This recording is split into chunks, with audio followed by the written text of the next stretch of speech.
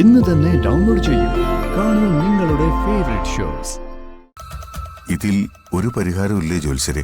പരിഹാരം ഇല്ലെന്ന് ഞാൻ പറയുന്നില്ല, പരിഹാരമുണ്ട്. പക്ഷേ ആ പരിഹാരം നിങ്ങൾക്ക് ചെയ്യാൻ സാധിക്കുന്നതല്ല.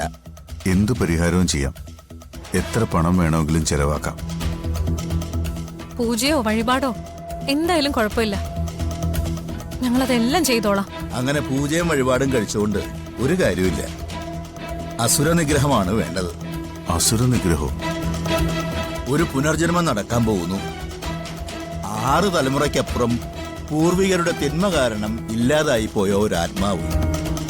തെളിച്ചു പറഞ്ഞാൽ പച്ച ജീവനോട് കത്തിച്ചു കൊന്ന ഒരു ദുരാത്മാവ് നിങ്ങളുടെ തറവാട്ടിൽ വന്ന് ജനിക്കാൻ പോകുന്നു. ജനിക്കാൻ പോകുന്നു എന്നല്ല, ജനിച്ചു കഴിഞ്ഞു.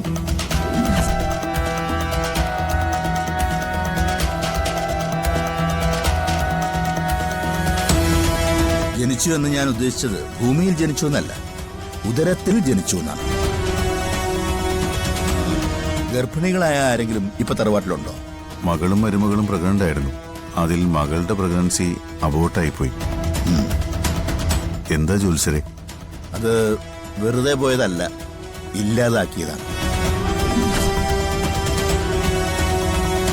ഈ ദുരാത്മാവ് ആ കുട്ടിയുടെ വയറ്റിൽ ജന്മമെടുത്തത് മുതലാണ് ഈ കുഴപ്പങ്ങളെല്ലാം ഉണ്ടായത്. ഇനിയും അത് കൂടിക്കൊണ്ടേയിരിക്കും. എല്ലാവർക്കും അതിന്റെ ഫലം അനുഭവിക്കേണ്ടി വരും. ഇതിനൊരു പരിഹാരം ഉണ്ടെന്നല്ലേ ജ്യോത്സ്യം പറഞ്ഞത്? അതെന്താ? ഒരു പരിഹാരേ ഉള്ളൂ.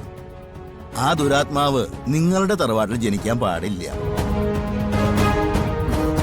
എന്താ ഇത്? ഒരു കുഞ്ഞ് ജനിക്കുന്നതുകൊണ്ട് ഇങ്ങനെയൊക്കെ സംഭവിക്കോ? ഇതൊന്നും വിശ്വസിക്കാൻ പറ്റില്ല. ഈ കുഞ്ഞിനായി പല നേർച്ചകളും വഴിപാടും ഒക്കെ നടത്തിയതാ അവർ രണ്ടുപേരും. അർച്ചനയ്ക്ക് സർവഗുണ സമ്പന്നനായ ഒരു ആൺകുട്ടി ജനിക്കുമെന്ന് അവിടുത്തെ പൂജാരിമാര് അനുഗ്രഹിച്ചു പറഞ്ഞിട്ടുള്ളതാ. എല്ലാം തെറ്റിപ്പോകും.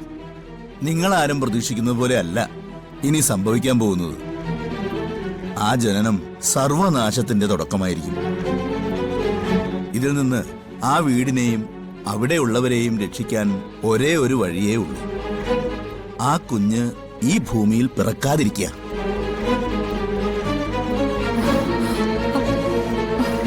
ജനിക്കാത്ത കുഞ്ഞിന് ജാതകദോഷം ഉണ്ടോന്ന് വിവരദോഷികൾ ചോദിച്ചേക്കാം. ഇത് ജാതകദോഷമല്ല, പൂർവജന്മ പാപങ്ങളുടെ ഒഴുക്കാണ്. അതിലെല്ലാം തകർന്നു പോകും. ഇന്നുള്ളതെല്ലാം ഇല്ലാതാകും. അതിൽ നിന്നും രക്ഷ നേടണമെങ്കിൽ ആ ജനനം തടഞ്ഞേ പറ്റും. ഇപ്പോ നല്ല ഹോസ്പിറ്റലുകൾ ധാരാളം ഉണ്ടല്ലോ. പരിഹാരം ആ വഴിക്കുമാകാം. അയ്യോ ജ്യോത്സ്യരെ, കുഞ്ഞിനെ ഇല്ലാതാക്കണമെന്ന് ഞങ്ങൾ എങ്ങനെ അവരോട് പറയും? അതൊന്നും പറ്റില്ല. അല്ലാതെ എന്തെങ്കിലും പരിഹാരമാർഗമുണ്ടോ? ഒരു കുഞ്ഞിനു വേണ്ടി ഒരുപാട് ആഗ്രഹിച്ചു. ഒരുപാട് കാലത്തെ ചികിത്സകൾ നടത്തി നിധി പോലെ കിട്ടിയ കുഞ്ഞ് അവളുടെ വയറ്റിലുള്ളത്. അതിനെ ഇല്ലാതാക്കാൻ ഞങ്ങൾ എങ്ങനെ പറയും? എന്ത് വേണമെന്ന് നിങ്ങൾക്ക് തീരുമാനിക്കാം. ഞാൻ കണ്ടത് പറഞ്ഞു, അത്രേ ഉള്ളൂ.